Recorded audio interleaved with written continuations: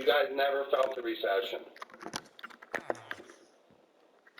The only fucking show I can relate with on TV now is Criminal Minds. I watch it 10 times a fucking day. Cliff explains the plot device of Criminal Minds and how he knows everything about the legal system because of it. The investigator once again just gets up and walks out. Wait, hold up. Mid-ramble. Wait, this guy says that he knows everything about the legal system. This guy comes in and says, I know my rights, speed run this, I'm not saying anything, and then he's just getting... Now I know everything about it, but I can't win in family court. I can't win with nothing. I got my dick dragged. One more time, I'm going to throw myself off the cliff. Jesus Christ, why have I been here for 2 years? Did he offer you the phone to call him, did he? Go ahead. You know what, to tell you the truth? Why do I even need to call him? Like I'm going to, there's nothing he can do for me. Well, not anymore. Just got timed out for calling this guy a racist loser. This fucking cunt. From the support collection unit.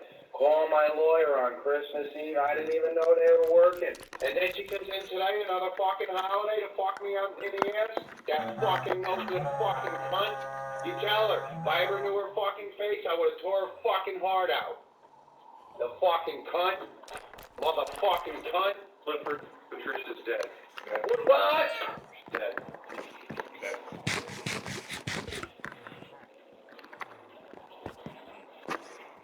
What? She's dead.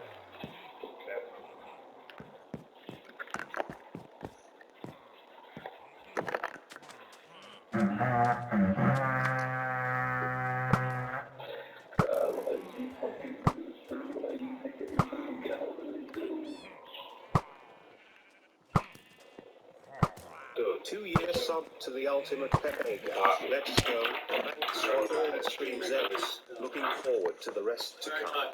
Not what we do, but chill for a minute, bud. I can't fucking chill out. This guy flipped. That fucking cunt over in fucking Warren County. Fuck her. If I can take these things and change, I'd kill her. And her whole fucking family, the motherfucking cunt. Money. Fucking never bother anybody. Sit in my apartment all fucking day long. Can't even watch fucking TV. Can't have a conversation with them. Haven't eaten in 2 fucking days. I mean, what the fuck? I'm fucking starving. Fucking Christmas Eve. Being told I got a warrant out for my arrest. Warren County Sheriff. So here I am in Livermore. I lost everything. I'm making What to fucking do? What do you want me to fucking do? Every fucking thing. collects his child support and coordinates with debt collectors. The Backus brothers. You want me in their fucking direction? My whole house gets shot the fuck up with gunshot. Unregistered fucking handgun. Every bullet in the fucking chamber. You know what that was? 7 years. You ever read Cuomo's gun laws? Everybody destroyed my life. Money. You want my fucking money? You want my money, asshole? I mean, he's got nothing. That's an empty pocket. I know you don't, because you never felt the recession, you cocksucker. You get your check every fucking week. Does it mean anything to you? Everything. Me too, every fucking thing. You just answered your own question. Every fucking thing. I pay $250 a week in fucking child support. I was one of them fucking statistic Irish guys that have to fuck one. He just wounded her with a knife, though. Fuck me in the ass. Used to be the best guy in the world to pick a fucking pussy up anywhere. I fucked up and married a fucking full-blown alcoholic and a stripper. $250 a fucking week. He's living like a fucking king. I can't even fucking live. Fucking guy can go into your fucking kid's house and shoot it up and walk away with misdemeanors. I didn't talk about anybody. I'm just watching the video, dude. Goes to another cop, tells me to keep fucking paying. And I'm taking your house and taking everything you want. I work for my motorcycle. She tells me she's fucking on half of it. Never paid a fucking dime for it. When she put the spikes on about the fucking trees. That fucking cunt at the support collection unit, she's the one who did it all. That dirty fucking cunt. If I could ever get her in my hand, I'd cut her to fuck up her fucking... But she fucking lost right now. I can't even get over it. Is there more toast going on or not? And fucking ruthless. You married, bro? Yeah. How's it going? I'm glad to hear that.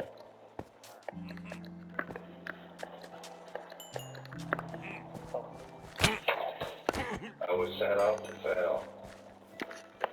And it's not a fucking thing I can do, you know? I just don't even know what the fuck to This say. guy What am I sounds supposed to like be Adam saying? Watch Sandler it from build my Uncut fucking Gems. dream If and he was a man. professional tree climber instead of a jewelry dealer. Fuck all that. Climbing trees actually pays a good wage. It's a great job. That's why I know him, man. Climbing trees, it's very well paid. I have a couple friends at home to do that. Cliff was transferred to the Warren County Jail soon after this moment. He spent 9 months hatching up a defense, and his initial plan, as we know, was to go for a manslaughter charge by claiming profound loss of self-control. Guys, He even... what do you mean push a mark? Dude, guys. You think a pamphlet, this is all the jobs, all the wages of the jobs that they can take that are available, like normal job with an average salary? Climbing trees is fucking dank.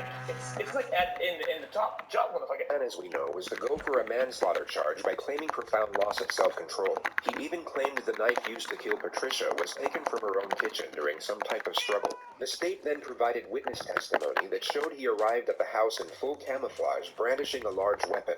They also played the segments from his interrogation, displaying his well-established hatred for the victim, along with the moment he vowed to escape from prison for the sole purpose of cutting up Barb into little pieces. He pleaded guilty to murder soon after. On September 5th, 2014, Clifford Burns was sentenced to life in prison with the possibility of parole after 23 years. He is currently housed at the Maximum Security Penitentiary in Clinton, New York. Hey! Security Penitentiary in Clinton, New York. No shot, guys. X means kiss, right? It doesn't mean me. That's not what it means. Guys, you always put the X, guys. It's X like a kissy. It's like a kissy. When they put the court order on me, they said all my guns had to go. I got rid of every fucking one of them.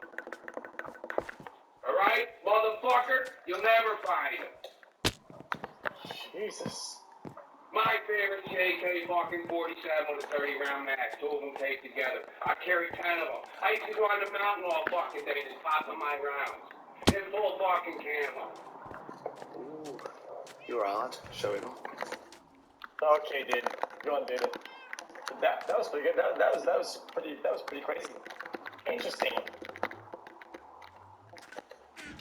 I guess we've seen all the other Jasons, but that was pretty dank. Just now, you don't only climb trees. You climb trees to trim them from like hitting the power lines, something like that. You climb the trees to fucking to clean some stuff up. Sometimes, yeah, man. It's a tree climbing job, man. They have like spikes that are like that go like against the tree, right? So I wonder if that guy was a juicer.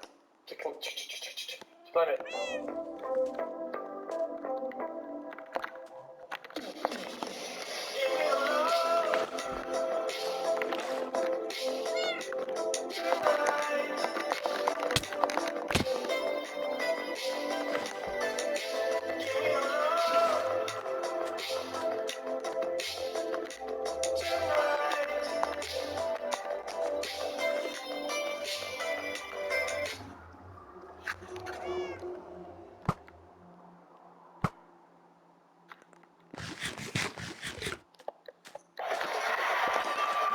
I'm not a coach, but I invested in Invesco QQQ, which gives me access to next-gen statistical analysis software. Become an agent of innovation with Invesco QQQ. Before investing, carefully read and consider fund investment objectives, risks, charges, expenses, and more. Prospectus at Invesco.com.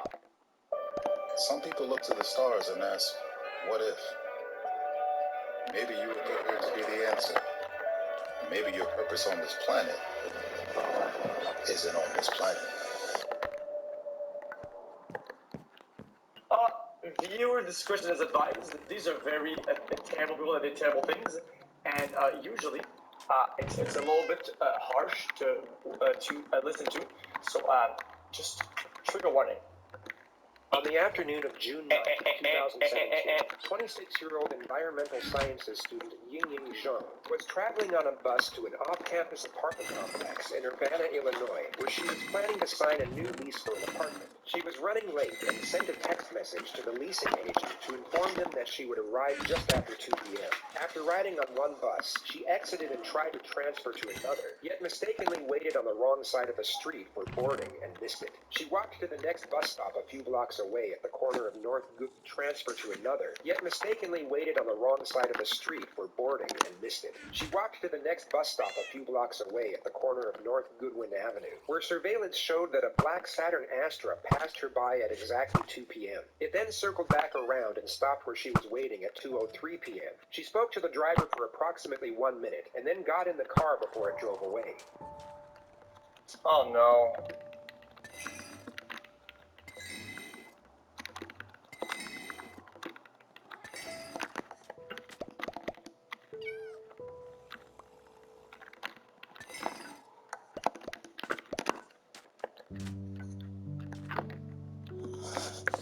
The leasing agent sent her a text message at approximately 2:38, but received no reply. As the hours passed, Zheng's friends, aware of her errand and expecting her to return quickly, grew increasingly worried, and a missing persons report was filed to police at exactly 9:24 p.m. that night. The University of Illinois helped coordinate search efforts on and around campus. Yin Ying's family flew into the U.S., and a reward of $50,000 was offered for information leading to her whereabouts, but the local authorities received no leads. It was on the 12th of June, however, when the FBI discovered the surveillance footage capturing Yin Ying's last known location. They were unable to discern the license plate number of the vehicle from the footage, yet they were able to determine that there were 18 four-door Saturn Astras registered to owners in the state of Illinois. One of the owners was 27-year-old Brent Allen Christensen, a PhD student at the University of Illinois. Yet they were able to determine that there were 18 four-door Saturn Astras registered to owners in the state of Illinois. One of the owners was 27-year-old Brent Allen Christensen, a PhD student at the University of Illinois, who had graduated with a master's degree in physics and had been married for 4 years to his high school sweetheart, Michelle Zortman. Investigators interviewed him on June 12th. Guys, I have a question then.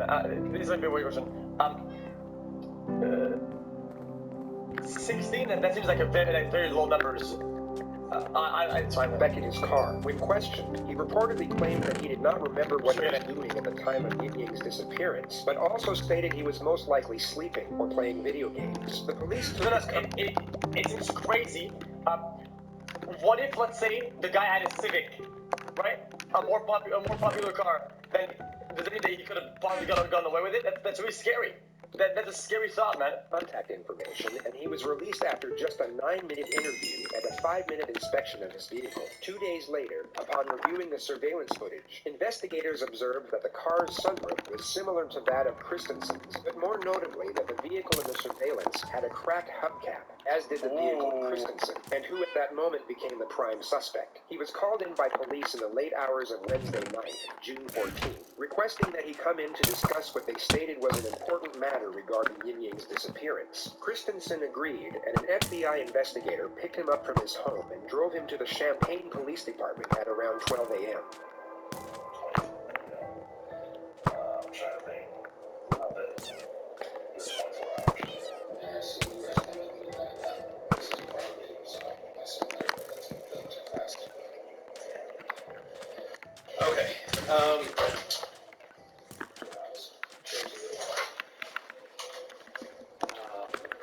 Like I said, you're home,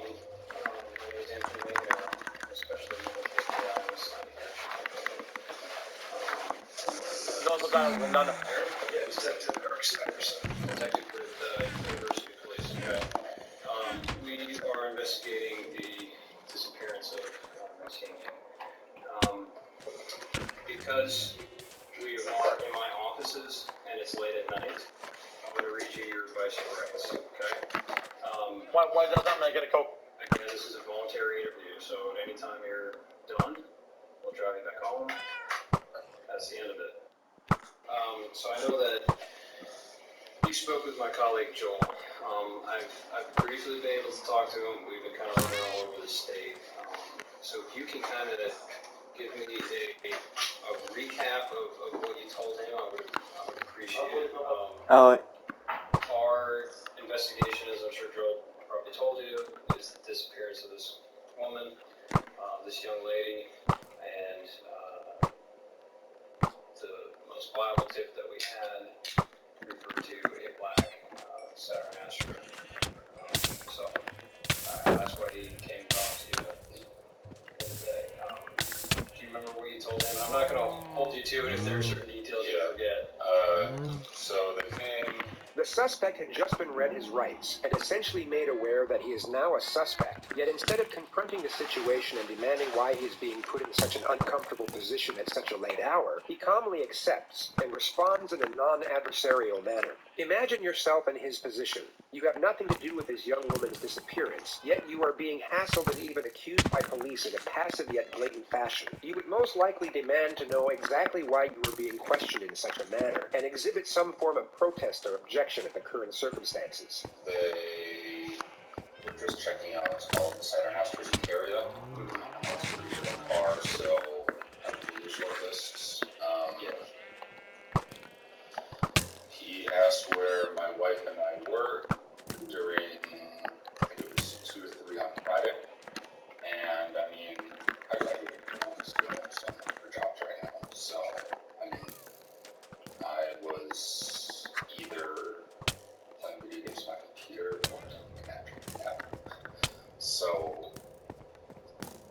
I was unable to produce an alibi. I looked into certain things to try and see if I could get some kind of info for an alibi. I sent some texts around that time, but none exactly between 2 and 3. He stated that he was looking for texts that he may have sent during the time in question for the purpose of producing an alibi. Yet he was clearly unaware that police would later confirm that he was not playing video games at any point during the day in question either. Even when offline, digital forensics are able to uncover the exact time a game was played and how long it was played for, which is far easier to determine on a computer than it is on a video game console like a PlayStation or Xbox. This wouldn't have completely refuted his alibi, as the suspect was smart enough to provide 2 possibilities. The narrative that he could have been sleeping at the time would still have credibility. I let them come to the apartments. They searched for stuff.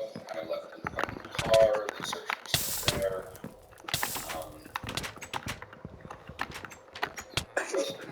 Okay. 10 minutes, 15 minutes. Getting my phone. What'd you graduate in? Masters in physics. In physics? That's pretty smarter than me.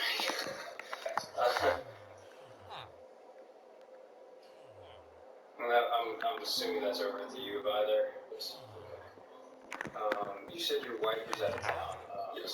The guys mentioned something about Wisconsin. Is that correct? That's correct. Okay. You guys are originally from there, or is that? Do you know what It's fine, days chicken. she was in Wisconsin? Like late Thursday night, early Friday morning until Sunday evening. You mentioned that you thought you possibly sent text messages between, the hours of 2 and 3, so you weren't able to find any. Do you recall any text messages you sent that day, or Oh yeah, they were one. I actually left. Well, they didn't recall me. I was trying to text my phone. Someone sent me a text at like 1:30. I responded at like 3:45 or something like that. So, there are texts around it. Yeah, but maybe not. Not exactly between 2 and 3, and that's why I think I was probably lying down and sleeping, just because, like, especially now, I'll typically do stuff in the morning for jobs, or play with you, and, like, but I don't sleep, wake up, respond, it definitely fits. Okay. Was that kind of pattern of kind of looking for jobs, kind of having a little relaxation after graduation, was that typical of the entire week prior? Looking for unfamiliar patterns in both the suspect and the missing person's behavior is routine procedure in a missing persons investigation. The question is posed to the suspect in a delusive manner, as anything he says at this point will not be taken at face value. The investigators will be relying solely on forensics and witness statements to determine any shifts in behavioral patterns during the week in question. Yeah, pretty much. Okay. Yeah. Do you remember specifically if you sent any applications out online or visited any places throughout the week? Throughout the week. I haven't done any in-person interviews. I have Thursday. Anything on Friday? Okay. Do you have any questions for me? Or,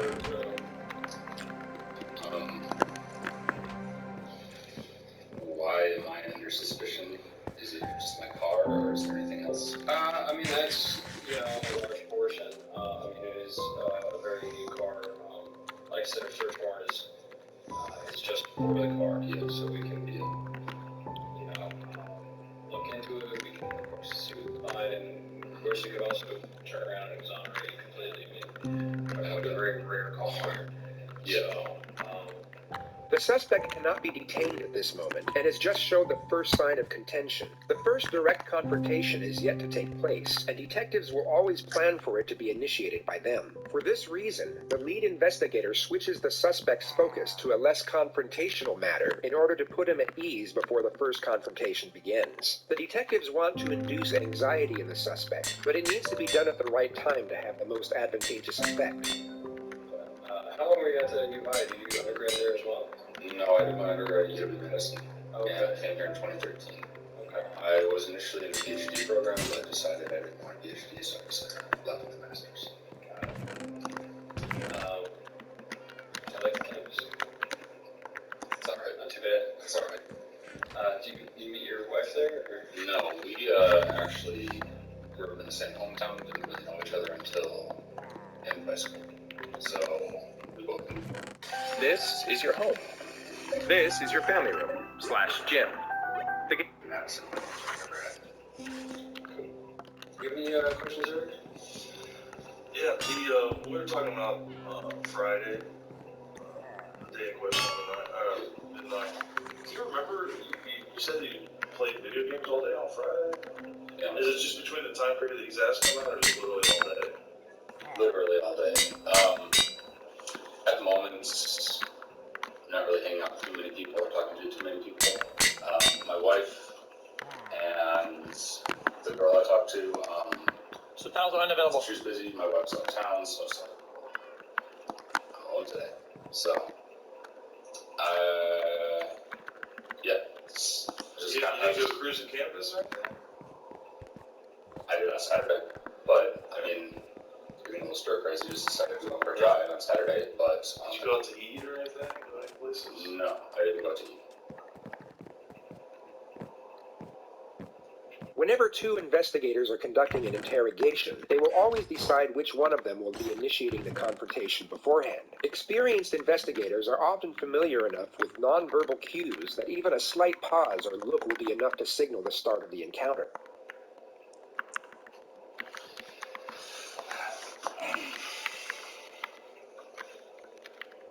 Look, you know that we didn't bring you all the way up here to talk about video games. How much you had to watch that thing. Yeah. Why do you think that we brought you up here? Because the car I own was seen picking up a girl that's missing.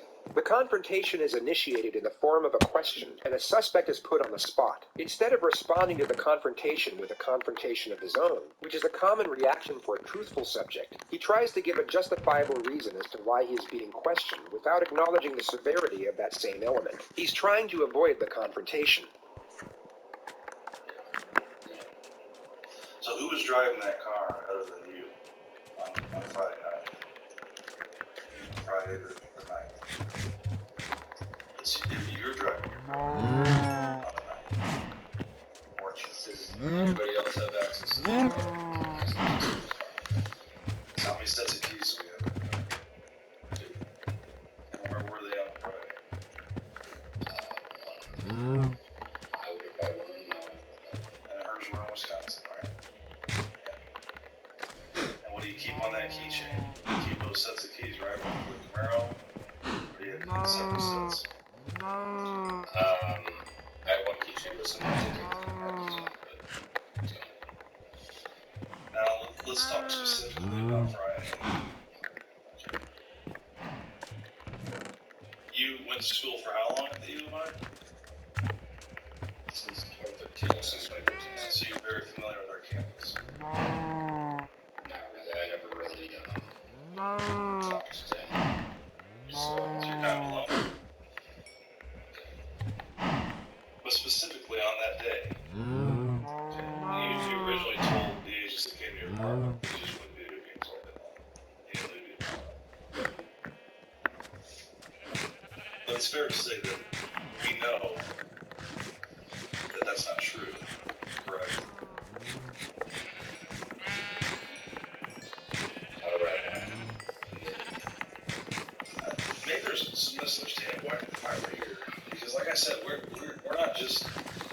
looking for a needle in a haystack. I'm sorry, let me take that back. We are looking for a needle in a haystack. But my point is, you're making it sound like we just randomly came across your vehicle of the 1,400 Astros that are in the state of Illinois. I have. So what would have happened that day that brings us to you? Probably that I live in Champaign. The suspect once again refuses to acknowledge the severity of the confrontation and offers a justifiable reason as to why he is being questioned in such a manner. I mean, I've never seen one before, other than Astro. So,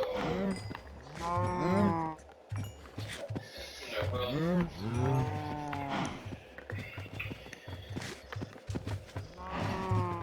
believe me when I say that the full weight and force of the needle gun is going to descend on that beat. I'm gonna say he's fucked, but it's instead in other videos similar to this, that technically they don't have enough, right? And technically, if this guy got lowered almost immediately, this would be a crazy different story. Way different. All that entails. Okay. Right now, my primary concern will wind down until midnight. And these guys have been out till midnight every single night trying to find this boy.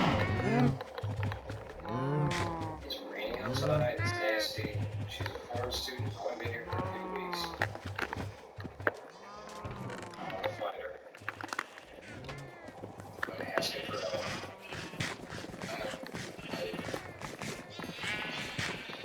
I mean, I've got her getting into your car. I need to know why.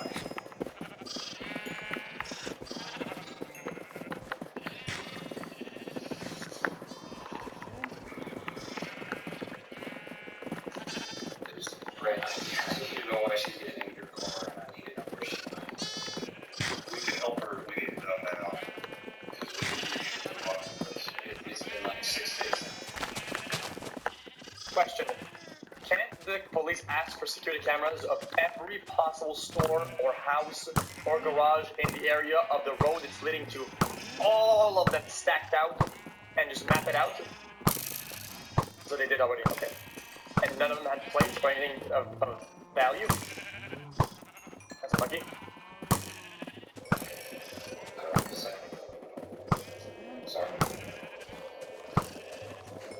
And you've been at the U of I for how long? And that you know what we do. I work in the Detectives Bureau at the U of I, and you know what we have access to. Cameras. Do you think that we're not going to track a vehicle all over campus? We control kiosks and bus stops. We can look in buses. We can look in every building out on the streets. And you're telling me that I didn't see you driving your car on Goodwin, that I didn't see you driving down Wright Street and turning on right in front of parking where Big Laser tickets and driving down University to Goodwin and heading south. And then you see her stand on that corner in that Shade Tree, didn't you? That's where you first saw her. And then you turned on Clark, and we still have cameras. I've seen the videos, but I didn't see me. You've seen what we've allowed you to see. Can I see the stuff that you're talking about? Do you think that we brought you up here to show you video? We want to understand why you did it. We want to understand why you stopped her to pick her up. Was it to give her a ride? Are you afraid to tell us that you gave her a ride? Maybe you wanted to make a couple bucks as an Uber driver, and she told you I had to go sign a lease at One North, and you're like, oh, I'm not a coach, but I invested in Invesco QQQ, which gives me access and extras to school. I know where that's at. I'll drop you off. If you're afraid to tell us that you gave her a ride someplace, we can work with you there. A familiar technique that has no official name, but is widely recognized and routinely put into practice. The detective is essentially trying to get one foot in the door by aiming for a lower level of initial admittance. He is aware the suspect is unlikely to provide an outright confession, but more likely to at least acknowledge that he was driving the car that picked up the victim, and even more likely to do so when afforded an exit strategy. He is also given a justification as to why he has been reluctant to divulge this information up to this point. You will now see the suspect start to physically shake as his mind races back and forth as to whether to take the bait or not. But I know that you picked her up. I know you did. I saw you in your shirt, arms fully extended.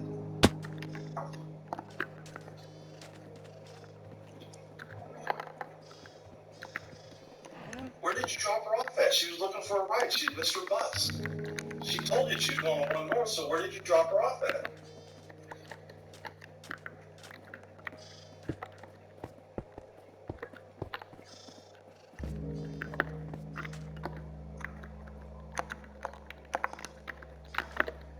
Hello?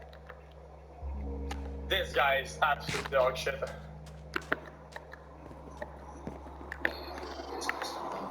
Okay. Is he gonna cry? I thought I drove around on Saturday. I did pick a girl up. I don't remember where. Okay.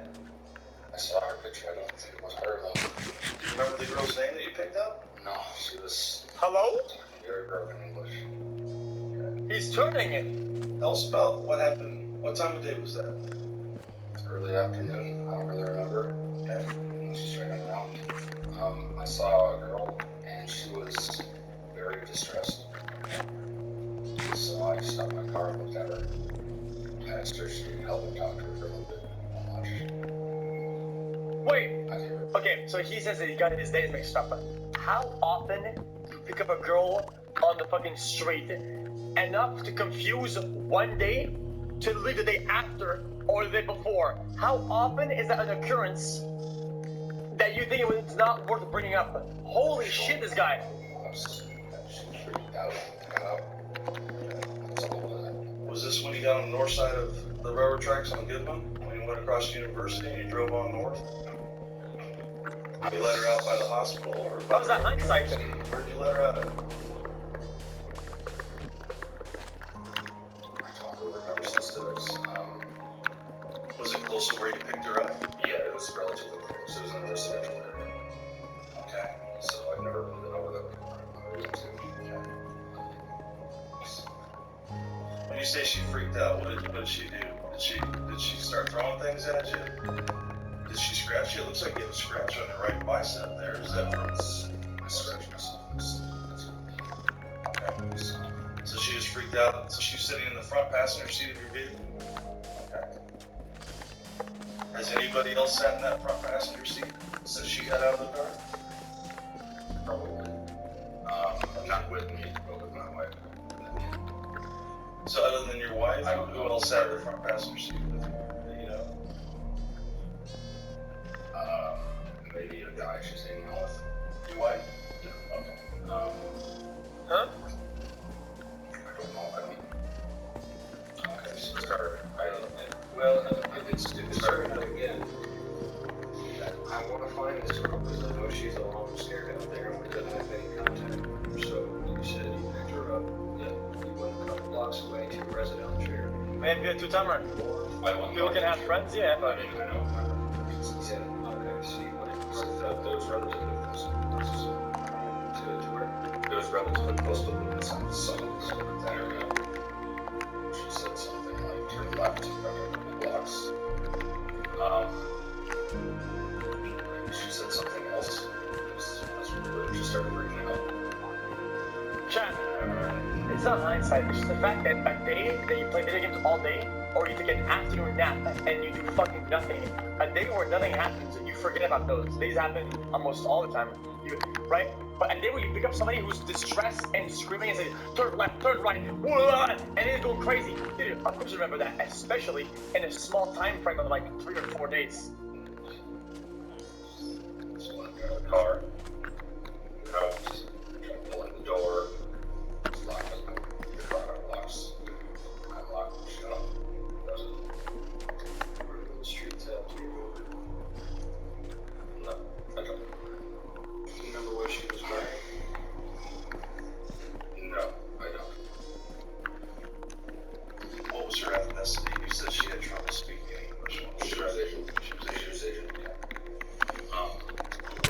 do you think? How old do you think she was?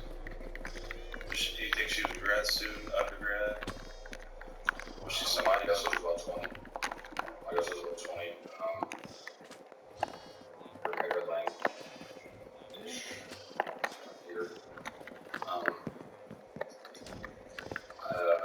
I have trouble telling Asian people apart from one another. So, Well, you would remember this very specific though, because when you pulled up to her, you rolled your window down, and she leaned into your car, so you were looking right at her face. And what did she have on her face? What did she have on her head? You were looking right at her. You don't remember this? no, I'm Indian, so I taught many, many semesters here, and a lot of the students were Indian. What? Was she wearing glasses? Did she have a ball cap on? The detectives continue to inquire over the missing person's appearance in the hopes that the suspect will give them an accurate response. If they can ascertain that the suspect's memory is clear enough to accurately recollect what clothing an individual was wearing at a particular time, it will enable them to cut through claims of a poor memory when inquiring into separate matters that occurred during that same time period. If the suspect is guilty, it would be in his best interest to continue to assert that he can't remember. He has already stated that she was Asian and had poor English, yet these general details are far easier to remember than particulars, such as specific articles of clothing, which detectives are now trying to trap him with. She might have been wearing glasses, I don't remember that. So, What would she tell you whenever you rolled out the window and you were chatting with her? You said she looked distressed. It's not through. You already threw. Do you remember specifically what she said to you? I asked her something on the phone.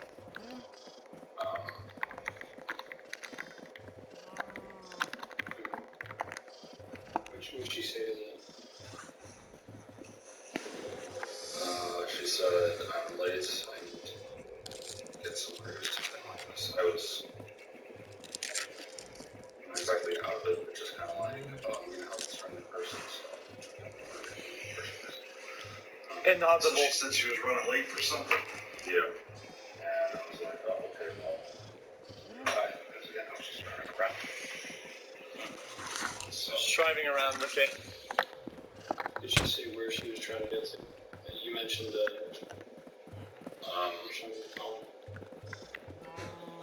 she said she had a meeting with the professor. When I told her my name, she didn't really hear it, so I had to say it again a few times. Her English was really bad. Maybe I wasn't speaking properly either. Yeah, I mean, we really didn't talk about much. There really wasn't much said. She looked freaked out, so I heard right. So how long do you think that she was in your car for? Less than 5 minutes. Not Less long than at all. 5 minutes. Not long at all. We have no details yet what happened. I'm curious now. I apparently took a wrong turn compared to what she said, and that was enough to spook her. So when you crossed the railroad tracks, did you turn to the left or to the right? I don't remember the railroad tracks. So you said you kicked her out of the car in a residential neighborhood. She got out of the car. She got out of the car? She wanted to get out. Like, that's why I let her out. Because she was freaking out. Yeah. And she was saying things you didn't understand. because she thought you took a wrong turn. Yeah, and something like that. So, yeah. She tried to open the door, but again, it was locked. Because my car auto locks. Obviously, when I get out, I'm not going to keep someone I barely know in my car who just went in there. Quickly. So, girl, that was the last I saw her. Okay. Alright. I would have told us earlier, but I mean, I thought it was Saturday night. I thought it was dude, no shots. Again, I was driving around a decent amount beforehand. I don't remember exactly where we were beforehand. Yeah, you were definitely driving all over campus. And you were by yourself. And you weren't playing video games all day. So why would you tell us that? Why would you tell the FBI that comes to your house that you were there?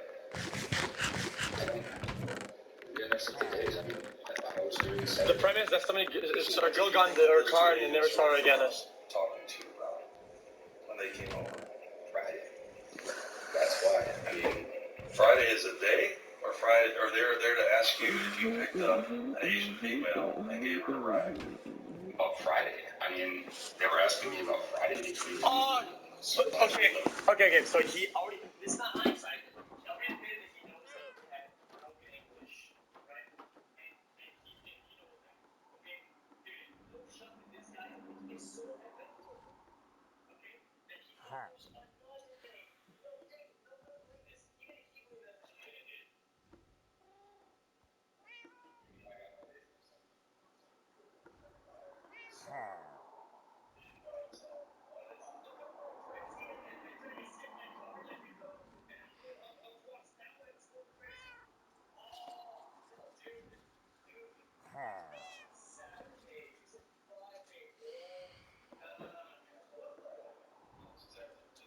I actually did pick up a female on Saturday.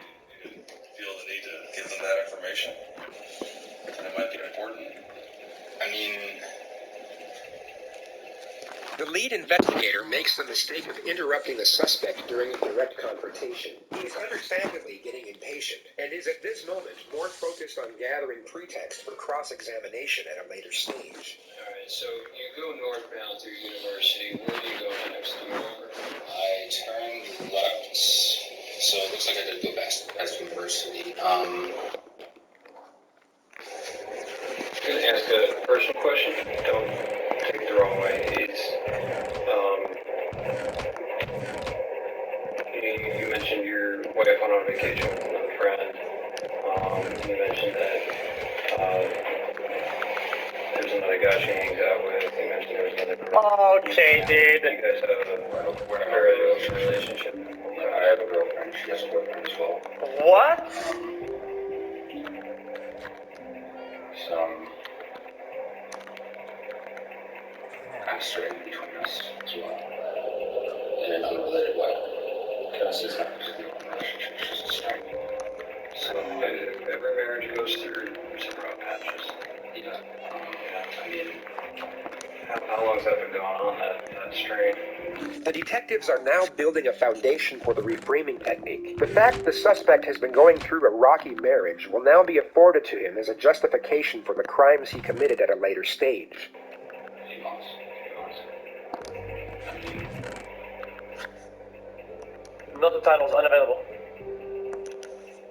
yeah, I mean, I didn't tell her that I was scared of it.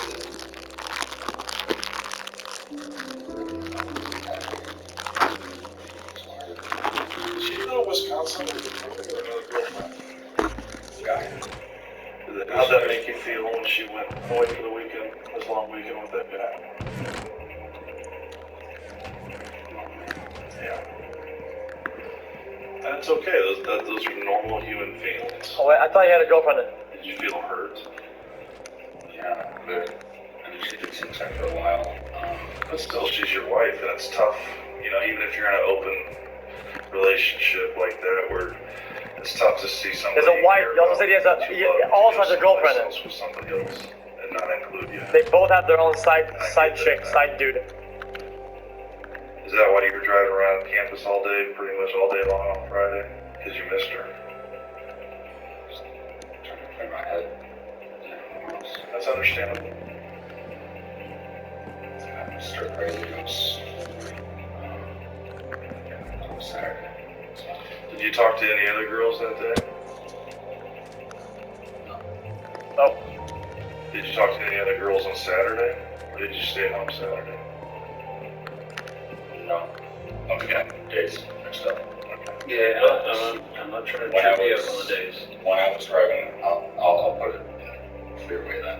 When I was driving around, she was the only person I talked to. Okay, fair enough. Do you remember what time you started driving around campus that day? The suspect was driving around for over 2 hours before he picked up the victim, which was used to assert the argument that he was premeditating an abduction. Do you remember driving off campus in Urbana? Jesus. Into a residential neighborhood in Urbana? Fucking weird. If I did, it wasn't that far. Were you in Orchard Downs? Where all of our married student housing is? 2 hours. There's a large Asian community that lives out there. I'm drive around Orchard Downs? I did go to Orchard Downs for a little bit, but there was construction, so I turned back. This was used to assert the argument that not only was the abduction premeditated, but he was specifically targeting a female of Asian ethnicity. So you were cruising around campus and trying to do that. Your wife was up in Wisconsin with her boyfriend. While you're cruising Crazy how around, small things stack up. saw Miss Ying Ying. She appeared very distressed. Is that correct? If it was her, yeah. I don't. If I recognized her, I would have told the agents that came on Monday or Tuesday, whatever it was, that it was her. Okay. Like, because I knew she was missing. I picked up an Asian girl. I thought she was about 20. When she said she was distressed, or you said that she looked distressed, what did she say to you when you rolled your window down and talked to her? She said she was late for something. Other than that, did she tell you what it was? She said she had a meeting with her professor. Again, my